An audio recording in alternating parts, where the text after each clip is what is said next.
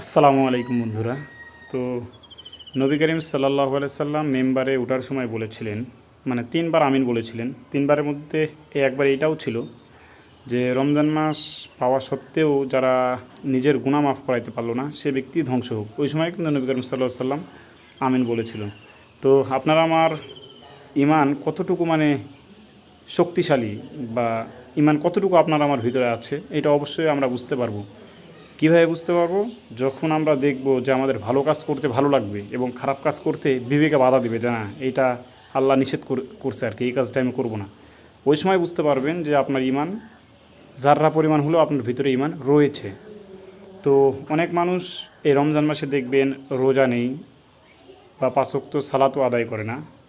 তো তারা আবার বলে তাদের নাকি ইমান ঠিক আছে। তাদের ইমান কিভাবে ঠিক থাকলো? আমি তো জানি তারা আল্লাহকে বিশ্বাসই করে না। যদি আল্লাহকে বিশ্বাস করতো তাহলে অবশ্যই আল্লাহর হুকুম আহকাম মানার চেষ্টা করতো।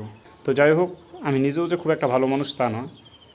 এখন আগে হচ্ছে পাঁচ ওয়াক্ত নামাজ আদায় করতে হবে। পাঁচ ওয়াক্ত নামাজও পড়ে না, রোজাও রাখে না। তো যাই হোক, আল্লাহ আমাদের সবাইকে হেদায়েত দান করুক। আর এইরকম লোকদেরকে আমরা সবসময় কিন্তু বলে থাকি যে আসেন ভাই নামাজ পড়ি বা এক করি, আর বলার পরে ওরা শুনে না। এই জন্যই তো আল্লাহ তাআলা কোরআনের মধ্যেই বলেছে উলাইকা কাল আনআমি বাল হুম আদল। যে ব্যক্তির হাত আছে, চোখ আছে, কান আছে, শুনে দেখে বুঝে সব কিছুই, কিন্তু এইরকম লোকদেরকে বলা হয়েছে চতুষ্পদ জন্তুর থেকেও এরা আর কি নিকৃষ্ট, মানে তাদের থেকেও খারাপ।